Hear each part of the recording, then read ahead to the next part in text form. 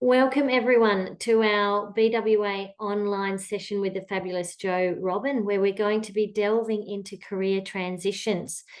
We'd just like to acknowledge the country in which we're all meeting, whether you're on catch up and having a listen to our recording, or if you're one of our fabulous small group online. We're very lucky to be meeting on this beautiful country, although Jo Robyn is actually zooming in from San Diego, from her family home, where it's in the evening over there. So mid-morning on the west coast of Australia, lunchtime on the east coast, and the evening in San Diego. I acknowledge this beautiful land in which we're meeting, the sacred and sovereign Indigenous lands that have been lived, danced and celebrated on for 60 to 120,000 years in parts of this country. Pay our respects to all elders, past, present, and those fabulous elders and leaders that are emerging. And we celebrate our Indigenous sisters in business. There's some great things going on in that space. So if you're connected to one of our Indigenous sisters in business, please connect them to Business Women Australia. We'd love to shout out and share what they're doing. I am the BWA founder and national director, Lynn Hawkins. Love to hear from anyone who might be happening to listen to this webinar, or if you're interested in more information about how we work with business women across the country. It's really about raising the profile of women, helping each other achieve our goals and our dreams, and having very genuine connections through everything that we do. So we're not just business owners and entrepreneurs. Some people say, is it just for founders? It's actually a lot of our membership. In fact, majority of our membership are in executive roles and are women on boards, leaders and emerging leaders. Quite a few in the consulting and coaching space, as well as in middle level and CEO level management. So we focus very much on that leadership piece, what it is to be a leader, to share our knowledge, to help others rise up. So we're very much about co-creating with our members. Business improvement and personal improvement are two key areas that come around leadership and being successful in business, and of course in life as well. And through our connecting and through the work that we do, we become a very impactful community. We're built on these beautiful values, and these values really have shaped this incredible organisation and how we have grown. We have so many benefits from being a member, but we also encourage non-members to connect in with us, to dip in and do what you'd like, learn from our leaders.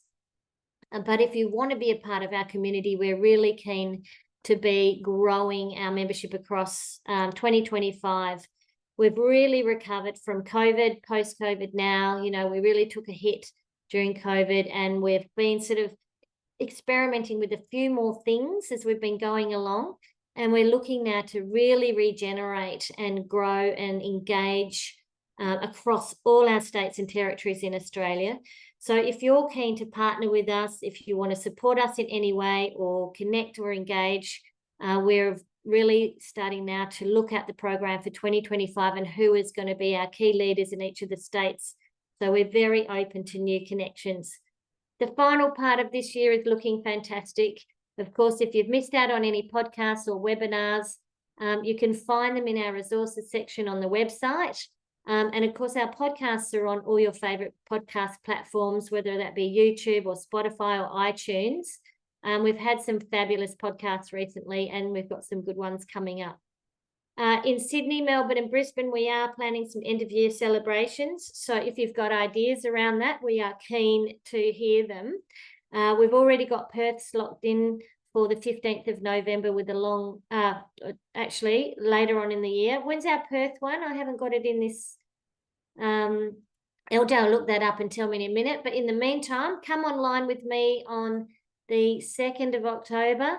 On the 2nd of October, I'm going to be, hang on, that's today. On the 9th of October, the 16th of October, I'm doing an online masterclass. Sorry, Joey, I'm having a complete brain snap today. So come online with me, because this is a really good time of the year to be doing some nimble goal setting. And of course, the online is a great way for us to connect across states. hopefully it's not school holidays. So for those of you who wanted to come along today and you're crazy managing work and kids and all the things that go with school holidays, I'm very sorry that I've scheduled Jo in for this time, but she's promised she'll do another one with us early next year. And Perth has got a Cheap and Chats with Vita Carlino. So that's one of those courageous conversations. It's a fantastic opportunity because, you know, we really hold space for each other and we delve into some really interesting subjects. And this one is hiding the leader within stifles the leader on the outside. So Vita's going to give us some really thought-provoking things to share, and that'll really provoke some great conversations, some discussions, and some great self-awareness that comes with that. And we know as we develop our own leadership in our own homes, in our communities, and in our roles at work, understanding self is one of the most important things, because without understanding ourselves, how can we possibly understand anyone else?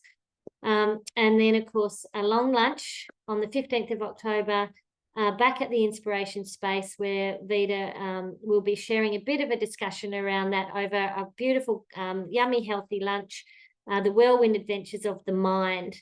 So that's going to be really good, especially for sparkly brain like me. I'm a little bit ADHD. Some of you already have realised that. But, yeah, so I'm really keen to understand how other people manage all their whirlwind mind things as well. So Leanne, when was the Perth Christmas end of year? 26th of November. 26th of November, save the date. Jump on now, because that's going to be in Leaderville. And again, we're partnering with 3 Drops and another member who has a fromagerie there, and it's going to be gorgeous. So lots of beautiful cheese, platters, canapes, and lovely wine. Leslie Kay is pulling together a boardroom mastermind, a bit like YPO Tech, all that, but all women. So it's a 12-month program. It's going to be probably a mixture of online and possibly an in-person one, but we're looking at that. Once we get our full cohort, we will be launching that. We're looking, I think Leslie was pretty excited to start off with, thought we'd be launching by now, but it really does take a while. It's quite a commitment. I think it's a $12,000 commitment for that online program. So if you are interested, reach out to me or to Leslie about more information on that. And of course, we have partnered with the fabulous Pink Health Group, all female psychologists under the leadership of Julie Fox, who really understand mental health and wellbeing of women. So if you're looking for an employee assistance program in your organisation specifically to support the women, please partner with us and Pink Health. And we're so excited. We have our leadership retreat coming up on the 7th to the 10th of August, 2025. This is only got, I think we've only got 14 or 15 places left for this. We've booked out the whole of the Blue Karma Resort. Please jump on, register, and we will invoice you. It's $5,500. You do have to be a member. At the very least, a classic member. So it includes everything, all the beautiful food. We've got our program around leadership and personal development. We've got a welcome pack and some surprises in there, and there's a massage included. So, and of course, it's tax deductible. If $5,500 is too much for you, we are happy for a payment plan. So we don't want anyone to miss out who really needs this time out to refresh, replenish, and build their and flex their leadership muscles. So follow us across your favourite channels. Thank you to our sponsors, LG Accounting Solutions, COH Digital, Intact Teams, MyVita, Inspired Coaching, 3 Drops, Pink Health, Fire Up, and of course, all our wonderful premium members who are our greatest sponsors of all, because they partner with us on everything that we deliver and all the content we share and all the great ideas we have. So that's the perfect segue over to Jo Robyn. But before I hand over to Jo, I just want to share about, she's the Chief of Staff and a partner now at Black Nova Venture Capital. In fact, she's probably taking on way more than just Chief of Staff now. She's probably looking to recruit a Chief of Staff now that she's a partner. She's got over 10 years experience in executive leadership teams, and she's worked with Atlassian, Afterpay, Brighte, and she's had roles around the PMO strategy, operations, and change management. And these are cross-functional global teams. So Jo has really had a lot of exposure to the different types of career challenges and opportunities that come with an amazing transitional career to date. I mean, it really is quite extraordinary how much she's achieved in her short life. And what I love about Jo is that she's really got an idea around how to understand your purpose and your passion and what you're very good at, what your strong attributes are, and how to bring that to the table. And that's what we're going to learn about today, is this framework that Jo has developed herself and that she applies to her own career decision making. And she's been through some pretty amazing decisions. So I'll stop sharing that, and I'm going to hand over to the fabulous Jo. And it's a very small group, but we are recording. So what I'll do is I'll get Jo to present everything that she can. Then we'll stop the recording and we'll open up for some chat and discussion around how this applies to our own careers. Because as I said to those of you who were at the beginning of the call, I'm actually in a career transition as well. So honestly, this is just for me. The rest of you can just come for the ride. Thank you for that really warm introduction, Lynn. And, it's one of the things that I'll touch on, which is this is an ever evolving journey. I've been through 3 of these myself, and as you say, my short life. So it's always nice to have something to come back to. It really helps kind of ground me around my thinking and my values. And thank you so much for having me today. I'm sorry I don't look as nice as I do in that headshot that you have. I'm working the Australian hours of overlap here in California. So my dressing has been less than exciting these days. Let me just find my presentation. Give me a minute, please. Can you make me a host or a co-host so I can share my screen?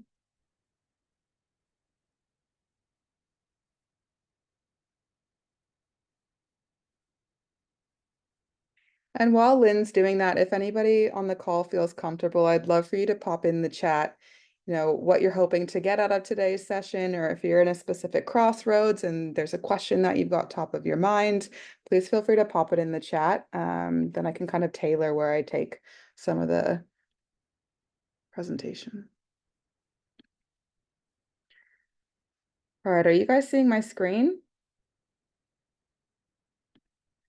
Okay, I'm only working with a single laptop today. Oh, I don't need presenter view.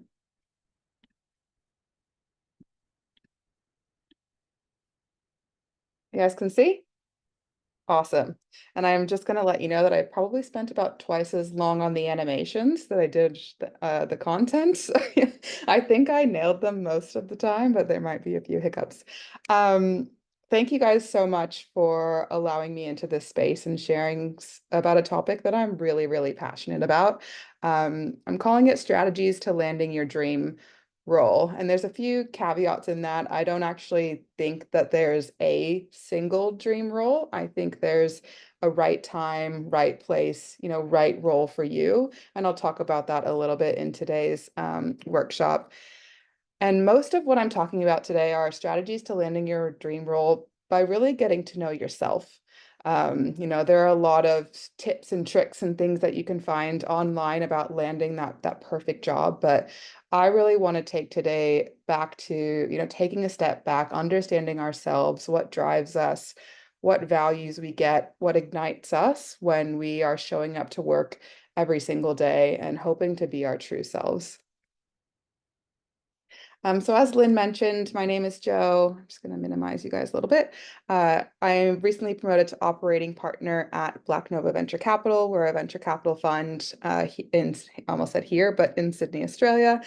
We focus on investing in pre-seed and seed. So that means pre-revenue, sometimes pre-product, early stage tech companies. Prior to that, I spent the bulk of my career in various senior and exec leadership roles, as Lynn mentioned, doing everything from strategy to delivery operations and change management in global software technology companies. So I've done startup, scale up, mid-market enterprise. I've seen kind of every way, shape, and form you can grow or even scale down a technology company. But outside of that, what really lights me up is that I'm a startup coach. I'm a founder mentor, and I'm also a career coach. So I've worked with hundreds of founders, and I've now supported 10 women with their career transitions. And that is probably one of my most fulfilling achievements, is because I get to see the success and the growth of other, women in business who are looking to make a name and a career for themselves. I'm a US citizen, but I'm an Australian permanent resident, hopefully to be an Australian citizen soon. And I'm also a part-time Pilates instructor and a wellness enthusiast.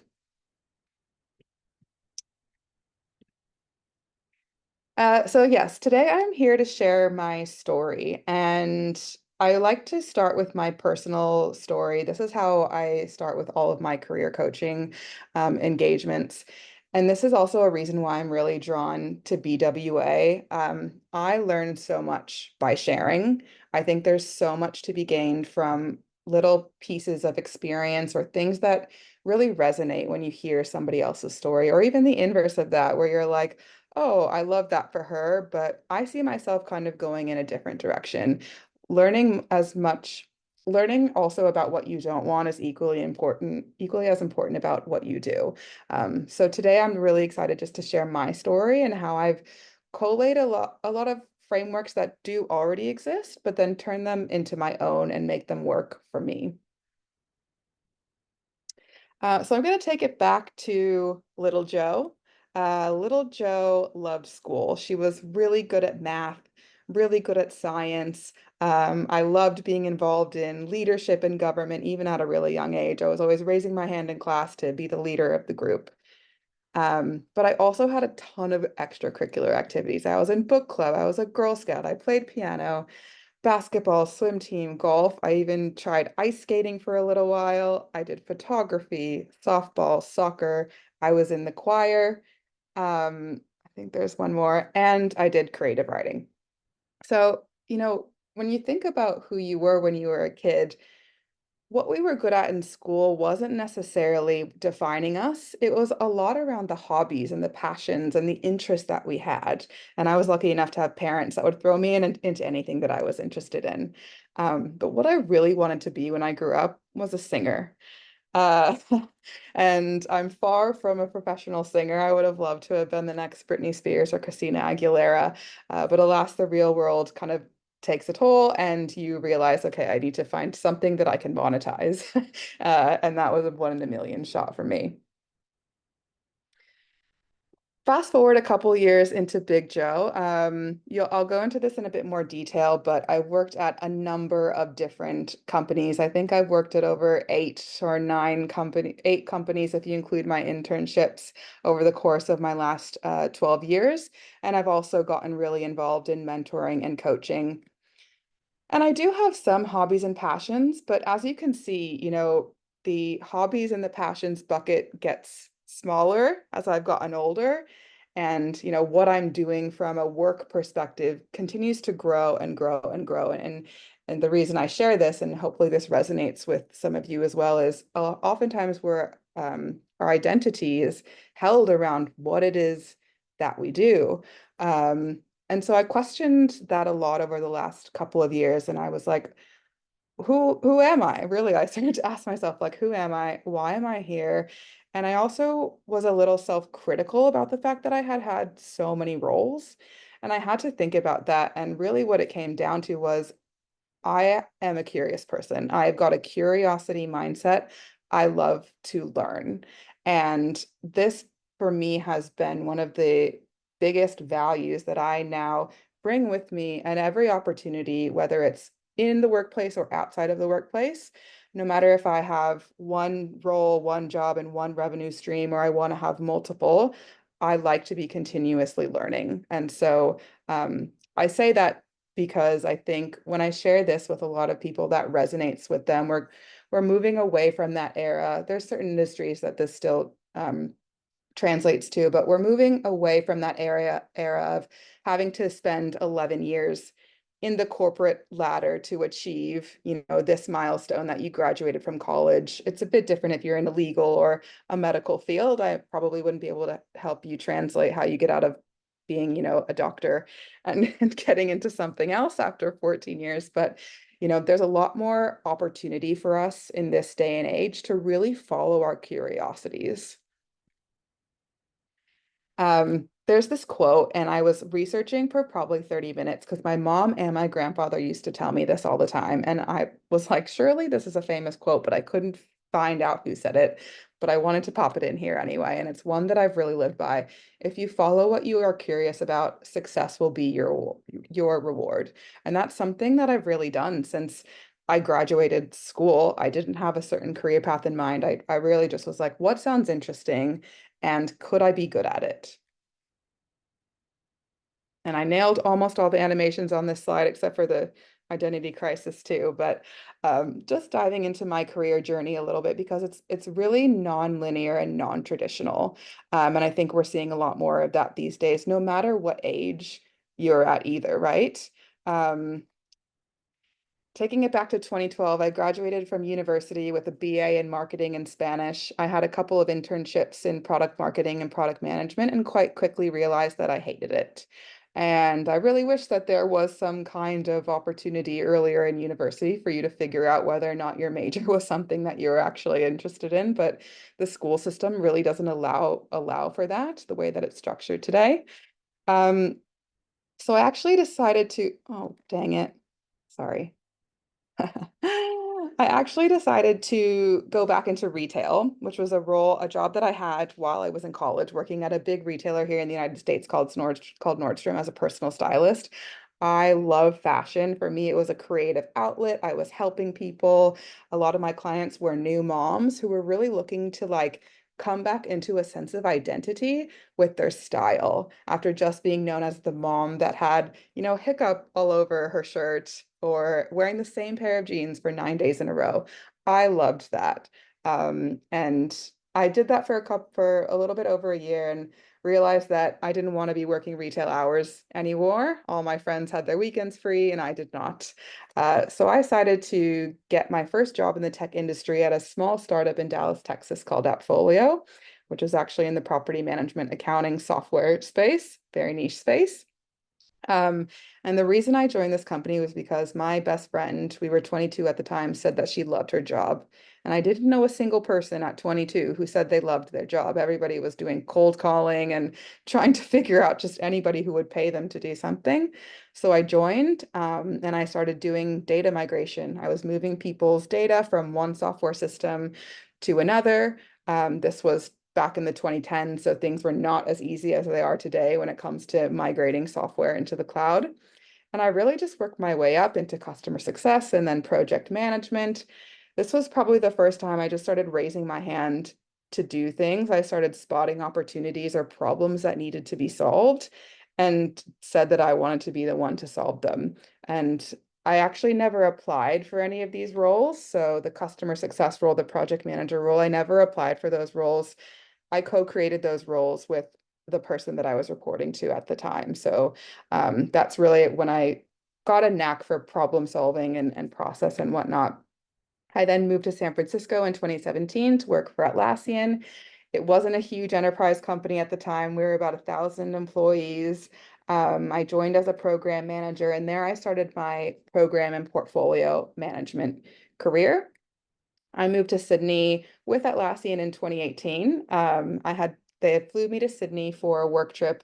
I fell in love with Sydney and I wrote a business case about why I needed to live in Australia, what I was going to do for the business.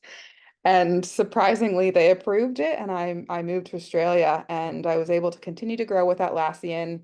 It was a high stress role and a high stress company. We were growing like crazy. But I loved the people I worked with. I loved the collaboration. Everything seemed to be going great.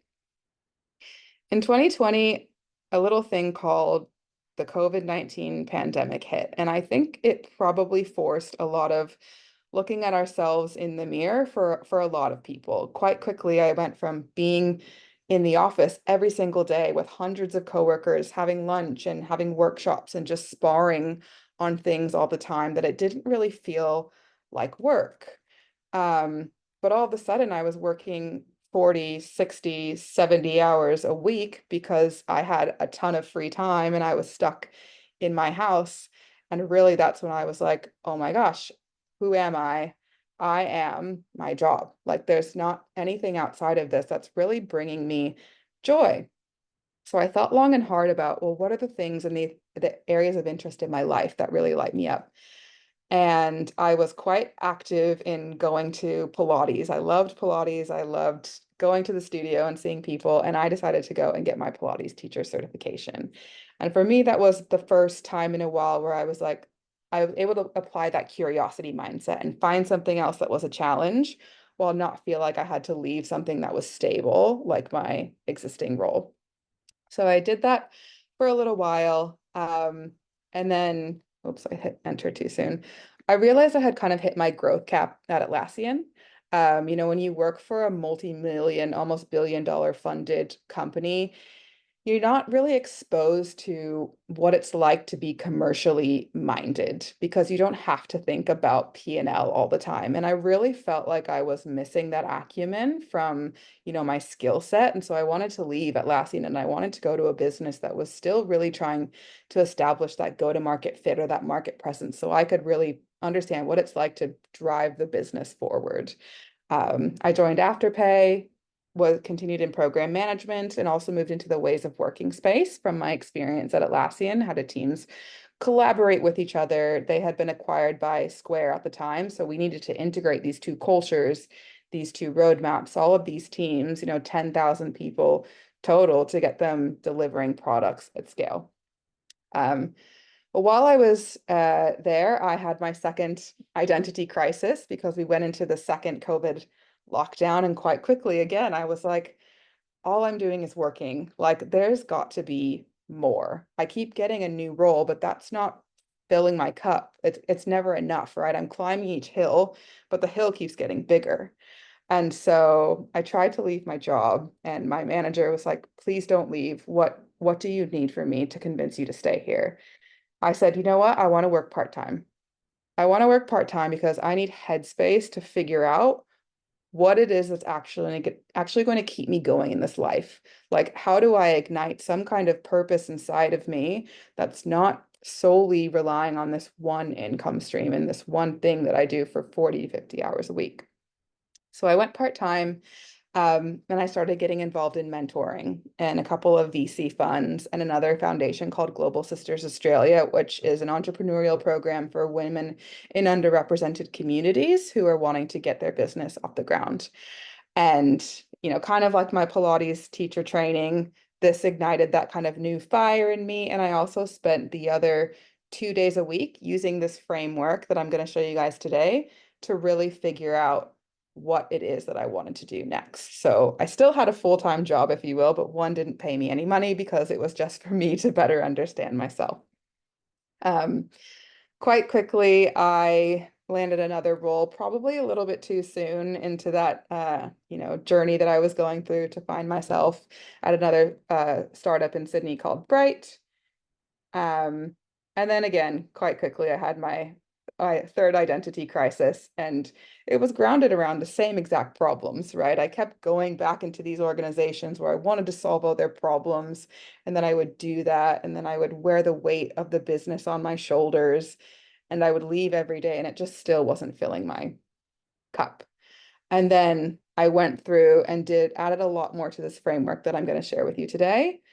Left the tech industry and found Black Nova VC, joined as chief of staff, and now am operating partner.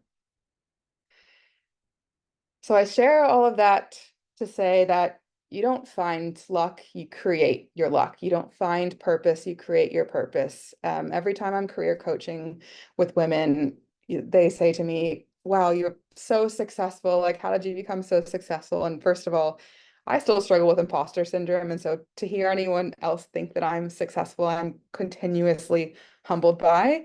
But I just try to tell them, I've created these opportunities for myself. I wasn't ever waiting for anybody to give them to me. I don't think that I was lucky. I think that I was clear about what I wanted next, even though that wasn't 10 years in advance, but I know what I wanted next. And it was just one foot in front of the other to continuously evolving what that purpose was for me. So alas, we get into the tactical part of today, my 5 strategies to navigating your next role. I said this briefly in the beginning, and I want to caveat by, some of these principles and frameworks, they're not mine. There's one part of it that I think is mine that I'm thinking about trademarking. But really, we all are a byproduct of our environment. And so a lot of these, this way of thinking are my exposure to other women mentors that I've had, and I've taken what they've given me and made it my own. I'm also quite a spiritual person, not religious by nature, but I really try to tune into a lot of Eastern practices as well when it comes to finding out more about myself and doing, the inner work.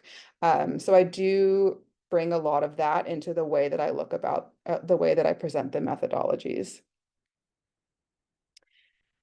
With that being said, strategy number 1, this is arguably the hardest part about uncovering your next job or your career path or your role. It's doing the inner work. Like, this is the part that is hard for us to sit down with ourselves and reflect and to think. And the key to identifying what you desire is first knowing yourself and getting in touch with that. And oftentimes we betray ourselves for things that don't actually align with our values. And we can ignore it for a little while, but it tends to rear its ugly head over time. And as women, I really believe we are a lot more in tune when there is a dissonance between what our inner world is telling us and what we're portraying in our outer world. And so for me, this is like the most critical step of everything. Otherwise, you become like me and you have 3 of these mini crises in a row because you're not listening really to what your heart and what your gut is telling you. So the first exercise, I can't see the title of my slide. Identifying your zone of genius. Now, the zone of genius is probably a term you've heard before. I've kind of broken it down into an exercise that you can use to reflect on either the role that you have today, or you can do this exercise across a number of roles that you've had in your past. But the first is identifying, and as micro and as macro as you can make it, the better. Like, you want to hit this from both angles. What gives me energy? So, what gives me energy? What are the things that light me up, that when I wake up in the first thing in the morning, like, I'm happy to do these things. I love to block it off on my calendar. For me, that's things like having time for deep work. I love planning. I love building roadmaps. I love taking what's in people's brains and turning it into something digestible, turning it into goals, strategies. I do like some daily routine tasks. I love doing our accounting and bookkeeping. It's boring, but it gives me little hits of dopamine because it's a quick win. It's something that I know that I can execute and do well. I love working in spreadsheets. I love reporting because I get to tell the story of what's going on in the business. I love coaching and sharing with others, and I love setting structure. And the inverse of that, what drains you? Like, what, when someone sends you that email or your manager says, "Hey, I need you to help me with this." Do you roll your eyes, or it's the thing you procrastinate, you wait till the absolute last minute? For me, it's arranging calendars, scheduling meetings, anything to do with events. Like, I'll pay somebody probably twice my hourly rate to do this because like it is not my forte and it drains me. Like, I'm an introvert, and so being out at events, like planning them, organizing them, not my jam. Marketing and copywriting, again, I don't have a knack for it, would rather pay someone to do it.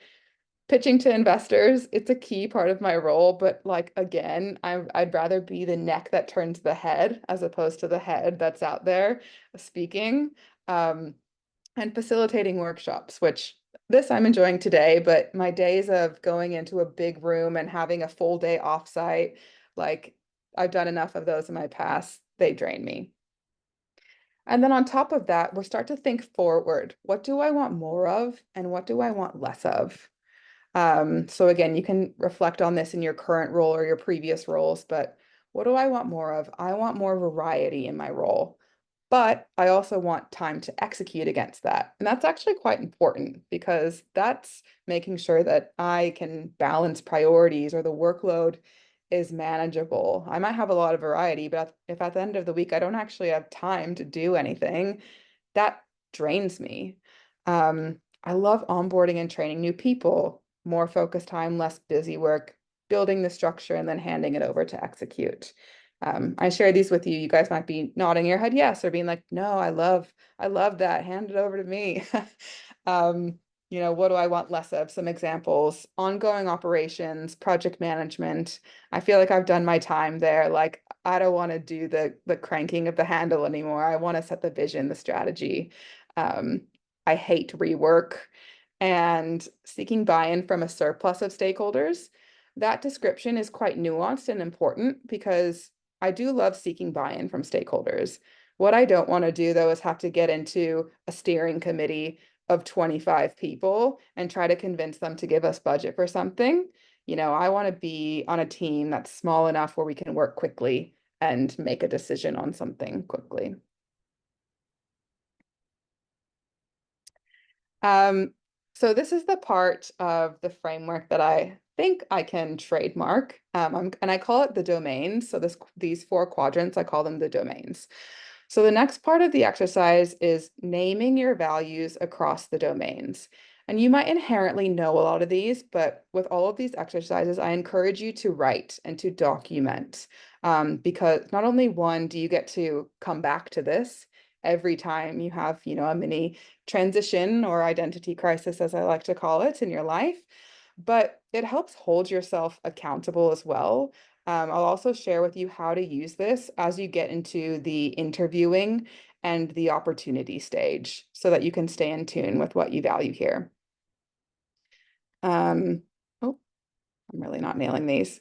So the next part of the exercise is looking at what are your likes and your dislikes across each of these company domains. So I'll talk through the domains quite quickly first. The first domain is the company itself. So this is the structure of the business, their values, how they work together. Are they mission driven? What are the underlyings of a company that you like to have in place that helps you do your best work? The product or the service that could also relate to the industry it's in. So whether that's tech or whether that's in financial services or whether that's in climate, it's the domain that you may or may not have expertise in. The role, that's the daily tasks, the responsibilities that you have within the role, so the job description itself, and then the team. And this is in reference to your immediate team, and they're like your support system at work, right? Your team are the closest people to you. You spend more time with them than you probably do with your family, especially if you're going into the office. So this is such an important part of qualifying what's important to you when it comes to a role. So starting to document what it is that you like, or even as important, what you don't like about a company, product, service, role, or team.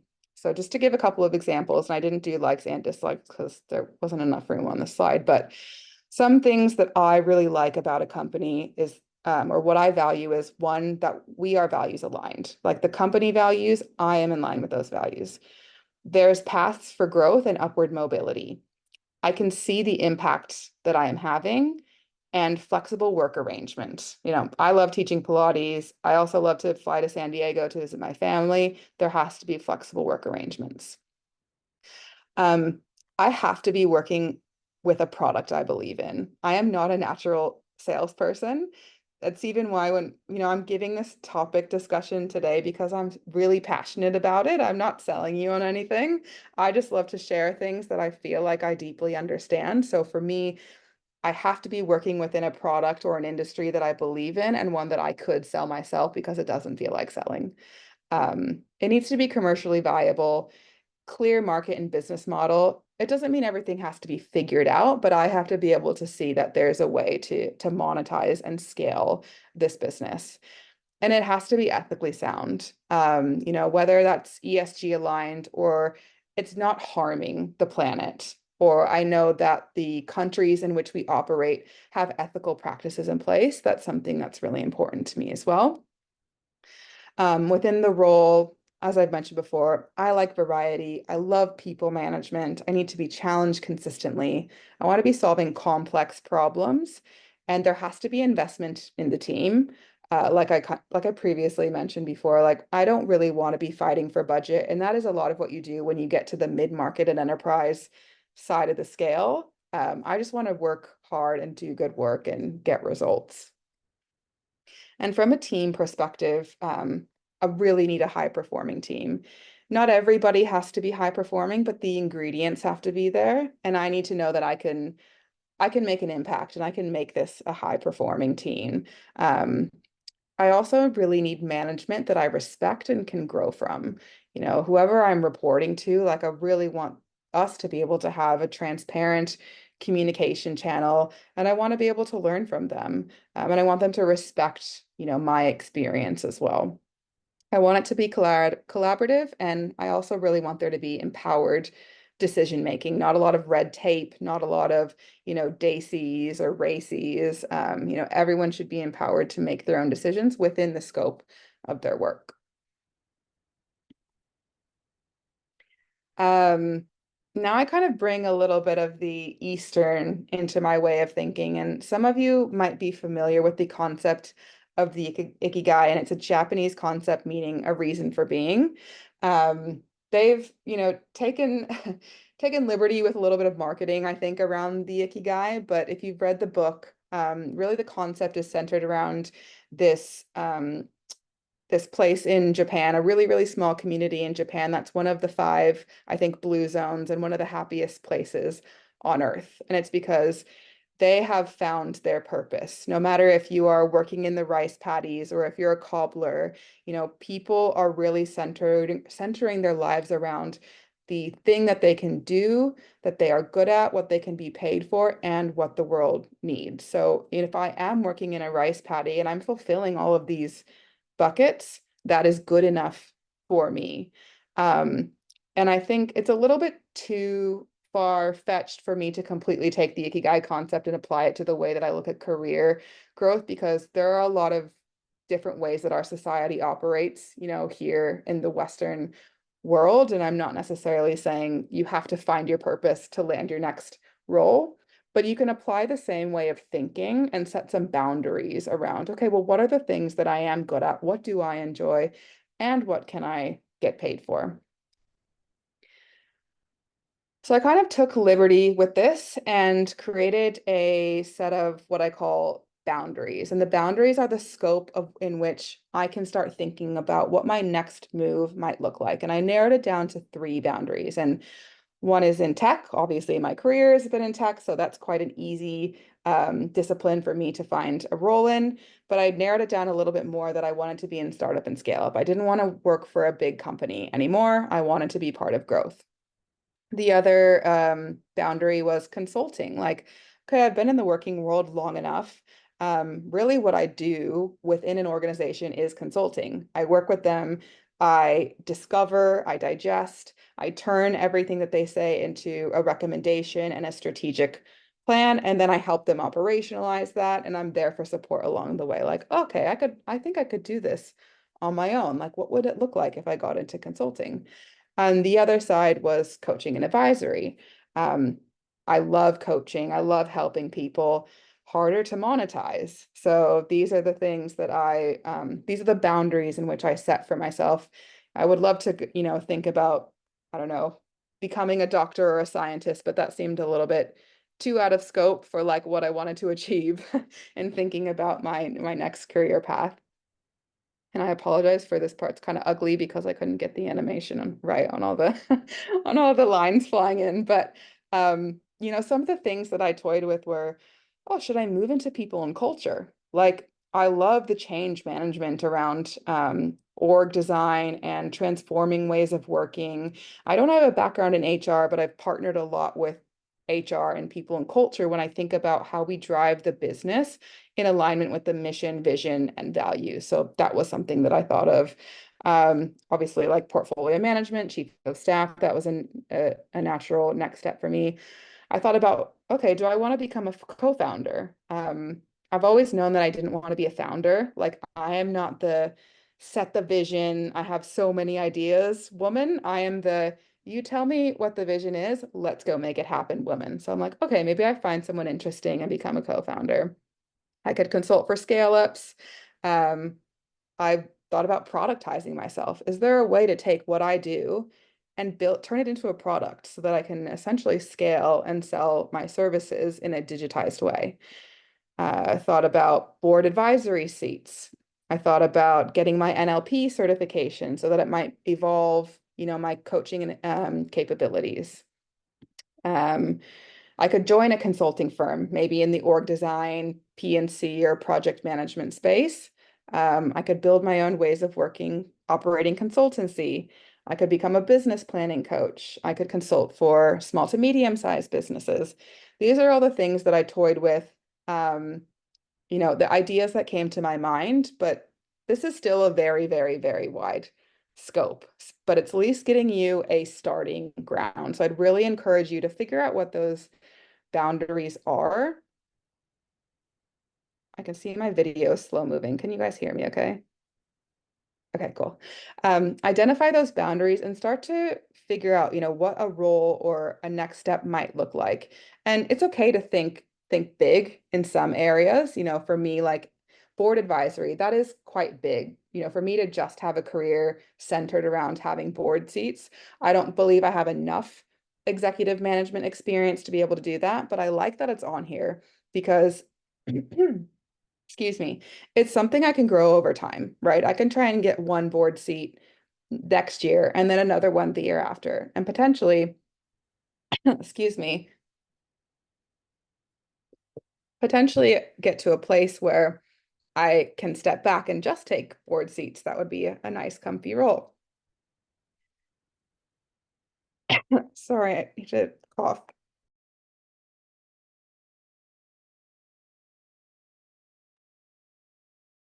Lots of talking there, Jo. I'm not surprised your voice is getting strange. But I know, sorry. this is so good. And what is highlighted to me is the importance of actually stepping back and doing the work around what you want to do and what it aligns and what are your ideas, and actually mind mapping and doing all that rather than just sort of looking at it, something at a role and saying, do I like it? Don't I like it? Does that, tick the boxes? This is actually really powerful for anyone at any time of their career progression, whether they're going for, their growth internally inside an organization, if they're actually out. We've got some people on the call that are out in the market at the moment thinking about where next, so this is so relevant. Really appreciate. Now, your voice is good. You're good to go. Yeah, voice is good. And sorry, I'm happy to stop at any point in time. I'm just moving through, and if you want to No, take that's good. questions at the We end. will get you to move through, and then we'll come back to some of the questions that have come up on the chat box as well. But I think Okay. it's sort of really relevant to the sorts of things that are coming up, certainly for me too, and I'm sure for others on the call. Awesome. So if you look at my, Venn diagram, that circle in the middle, the things that stick out are building a product, productizing myself, that hits all three buckets, building my own consultancy, being a startup coach, and working with executive leadership on leadership management, facilitation, org design, etc. And I never was vying to be in venture capital. That was never, there are a lot of people that are, really, really want to be in VC. It seems like a really cool, kind of sexy industry to be in. But really quickly, I saw the opportunity that, okay, actually, in venture capital, I would essentially be able to try out starting my own business in a way. Like, I'd get to work with a number of founders and companies. I'd get to learn about scale at every stage of growth. I'd pick up financial acumen that I probably don't have as well. And I also, now that I'm a partner, I kind of get to tick that co-founder box. I'm building a business, but not on my own dime. Like, it kind of gives me the best of all worlds. And that's really why I honed in on the VC space. It wasn't my end all be all, but I'll show you in my next section around goals. how I landed there. Next, it's around prioritizing your values. So at this stage, you've done some values work. You're identifying what it is that you like and that you don't like around all those domains. There's probably a lot of things that come out of that. Well, how do we prioritize them? With something called even over statements. And this is a framework that I learned from a mentor of mine called Kirsten Hunter. She's fantastic. She didn't develop the framework either, but she used it when she was looking for her next dream role. And what you're doing is you're prioritizing one value over another, because a lot of times, we're presented with opportunities and we have to make trade-offs and we have to make sacrifices.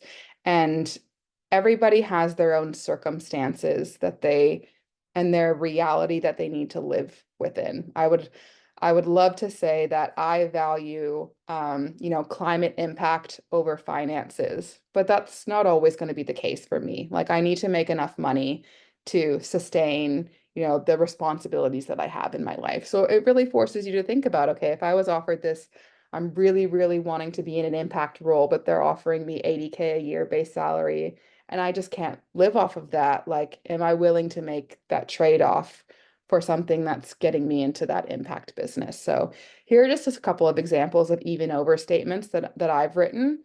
It's having an impact even over having a really great role. Strategic ambition of the business even over market certainty. High performing team even over strategic ambition. Values aligned even over impact. So you can see I'm like, okay, I start to prioritize and then I have to prioritize again, because there really does need to be a progression in these values, because we won't be able to get all of our needs met from one workplace. Strategy number 2 is around goal setting. Hopefully Lynn loves this one. You know, even with anything, I like to set goals. And for me, it was set yourself weekly and monthly goals to build momentum, make them smart. These don't have to be huge goals. I'm not telling you to, take 30 interviews in 1 month. Like, I will show you what my goals looked like. It was like, have coffee with one interesting person a week, right? They're smart, they're specific, they're measurable, attainable, realistic, and time bound. What time boundaries you're working with, your capacity constraints. So set yourself up for success. I also really encourage you to try not to tie yourself to any specific outcomes. The objective of these exercises is to learn as much as possible. If you go in thinking, I know that I want my next role to be, partner at a VC fund, but you learn along the way that you might not necessarily have all the experience that you need to get there just yet, you might miss out on some really interesting tidbits that people share with you. So just allow yourself to be open. And I want to caveat that I was in a position where I set myself boundaries from a financial perspective. I said, okay, I'm going to give myself 6 months because I have enough money saved up that I could take 6 months to go through this journey. But I realized that not everybody has that luxury, and there might be time pressure related to financial or life constraints for you to think about how you can achieve these goals. So the goals should help to keep you accountable, but they can be nonlinear and they can change as you get closer to knowing your desires and what you want. So some of the goals that I set for myself, like I said, have coffee with one interesting person a week, someone that I admire, that I really love their career path, research role titles I'm interested in, complete my values exercises. Do I want a career coach? That was just like a thought. Post on LinkedIn. I remember I made a post that was like, I have 6 months off. I don't know what to do with it. Everybody send me all your podcasts. And like, I just kind of got active in the LinkedIn network, even though I had really no goal around it. And then I listened to one podcast a week. In February, it was researching some courses. I wanted to update my resume and have people review it. Apply for 10 roles. I didn't apply for 10 roles. I think I applied for 6. I reached out to a few colleagues with a strengths questionnaire. So upon meeting interesting people that I would have having coffee with, one woman, she had just worked with a career coach and was kind enough to send me all the exercises that the career coach gave her. So I was like, yes, awesome. So I sent this questionnaire to 3 close colleagues that basically asked them to identify my strengths and how they see me. And that was beautiful, right? It's like we don't often see how we paint ourselves to others. And it really helped me identify in the strengths that I think that I have and whether or not others saw that as well. Um, I wanted to start my business plan for my own product idea. So, okay, if I'm going to productize myself, like, do I actually like this whole be a founder thing? I started doing my own some business development for consulting, which I realized I hated. I do not want to go and find customers to work with. So it helped me realize, okay, that's definitely not what I want to do right now. Um, so just some examples of goals that you can set for yourself. Again, they can be really, really small. It's just about keeping the momentum on figuring out what's next for you. Strategy number 3 is all about discovery and narrow. So one, activating your network. I cannot stress this enough. Meet as many interesting people as possible. You will be so incredibly surprised who shows up for you. If you're openly looking for a role and you have that on LinkedIn that you're open for work, like post about it, ask people about their career progression, look at your connections on LinkedIn or people that you admire, send them a LinkedIn message, ask if you can take them to coffee or have a 30-minute virtual chat. People love to share their stories, like Exhibit A, right? People love to talk about themselves and just be open to learning. You never know where one conversation might take you. Next is research. This is arguably the thing that people hate doing the most, but it's necessary. Like start researching based on the exercises that you did before and the boundaries that you set for yourself. Research companies, role titles, and industries that fit those boundaries. So for me, it was startup and scale up. So I'm looking at that pre-seed to like series B, C types of companies. Otherwise, if I'm looking for a role with any tech company in the world, like I'm going to go crazy trying to narrow it down, right? So research as much as possible and just read the job descriptions. Like figure out what lights you up. There's always going to be parts of a role that, we hate doing, and that's just part of the job. But what are the things that you're like, yes, this is a transferable skill. Draw circles around those responsibilities that align to your skill sets and that ignite you. And pretty quickly, you'll start to see the patterns that sit across the roles. And you're like, okay, here are 5 analyst roles that I highlighted, and they all have this in common. Or here are 5 project management roles that I highlighted. They have this in common. Like you'll be able to start narrowing down what that next role looks like for you. Um, this is a really, really important part of the exercise as well. So once you start taking interviews or assessing opportunities, I want you to make sure that you're qualifying those opportunities across your domains. And the reason that I really want to stress this, and I stress it with all of the women that I coach, is that it's important that you have elements of stability during times of change. Starting a new job in and of itself, even if you were in the exact same company, working with the same team on the same product, it's still a challenge. Like you're doing a completely different role. And so it's about thinking about how you can ground in areas of stability where you feel confident when you step into a new role, no matter what it looks like. So from a company perspective, things to ask myself, are there processes and systems in place? And if there are not, that's okay, but that's something that I'm good at, so I can help set them up. Are there opportunities for development? If that was something that was important to you, making sure that that's true. Do I get a sense that they live their values? Do they have a positive presence in market? Is the company financially stable? These are just questions that I ask, but again, it's you taking what's relevant to you. Um, is the industry familiar to me or is it completely new? I came into venture capital.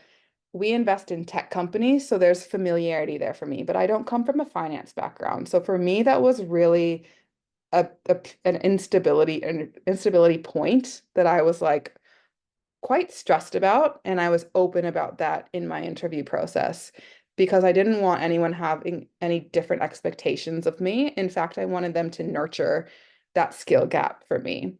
Um, are there continuous education opportunities that allow me to get up to speed quicker? From a role perspective, are there job responsibilities that I can contribute to straight away? Is the role clearly defined? Team, does my reporting manager seem time poor? That is never a good sign to me because you need their time. You need someone who's invested in your success.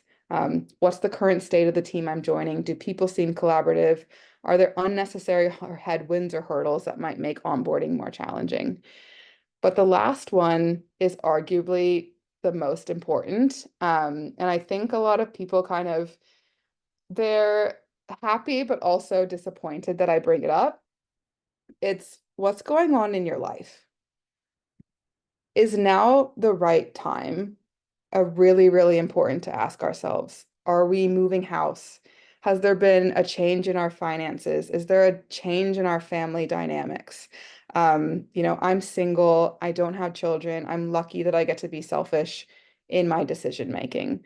Not everybody has that luxury. And so, I career coached for a woman earlier this year who was moving to the UK and she was working in consulting, but she wanted to move into tech. And I said, Maddie, the best thing that you can do is move to the UK and get a role in consulting, stabilize yourself. You're really, really good at what you do. You're going to be making new friends. You're going to be able to quickly identify with colleagues and then start looking for how you can transition into tech, because otherwise you'll be in a new country, in a completely new industry, product and service. And I want you to make sure that you feel really good about showing up to work every day and you can make an impact and you feel like you're contributing. Strategy number 4, storytelling through your resume. I recommend having a resume for each role archetype that you're applying for and highlight achievements that translate your experience to that role. I always focus on outcomes over outputs. So I did X to achieve Y. I'll go through this kind of quickly, but just some examples. You'll see that I say, I developed strong executive stakeholder relationships across the business to maintain effective communication channels and establish trust. Anybody can write out a list of what they've done in the past, but what business outcomes have you helped drive through your achievements? To me, that really, really stands out when I'm reading a ton of different resumes.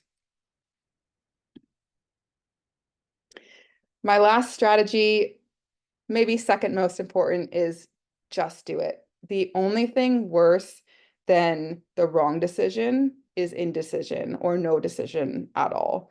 Take as many interviews as possible within your boundaries. Like I took interviews and after the first phone screen was like, nope, that's not a good fit because I had qualified it against my domains and against my boundaries.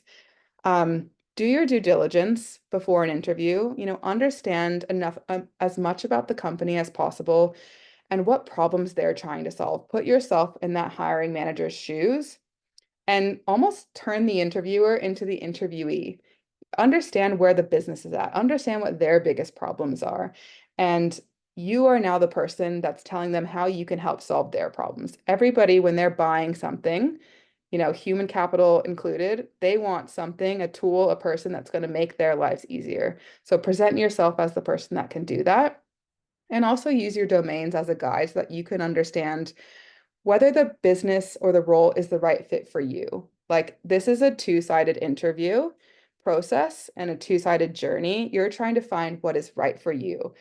Let's remove the ego of just saying we got the job and actually focus on what's important to us and learn when to say no. A quick no is also the next best thing to a yes.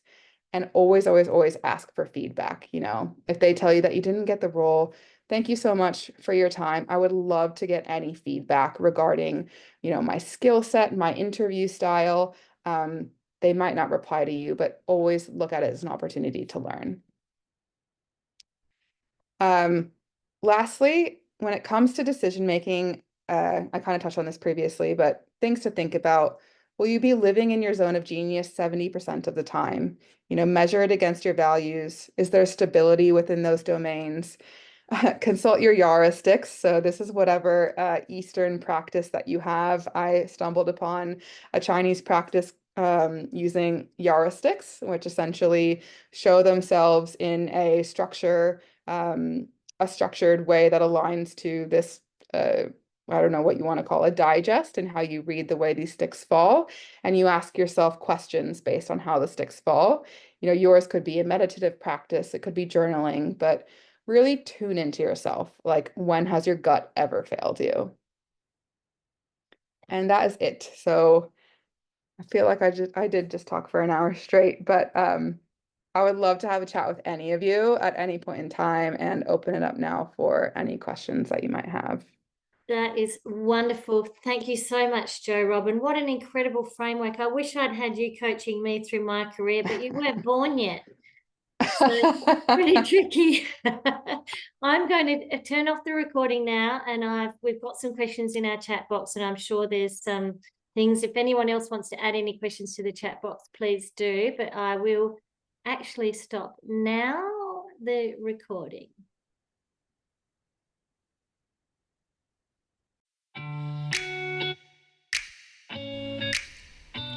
Thank you for joining the Business Women Australia Masterclass. We hope today's session has provided you with actionable insights and strategies to empower your personal and professional growth. Don't forget to comment, like, and subscribe to stay informed about future masterclasses and content. If you're not already a member of Business Women Australia, what are you waiting for? Head to our website today and join. Become part of a dynamic network of business leaders and gain access to exclusive resources, events, and opportunities to elevate your career. Thank you for joining us, and we look forward to seeing you in our next masterclass.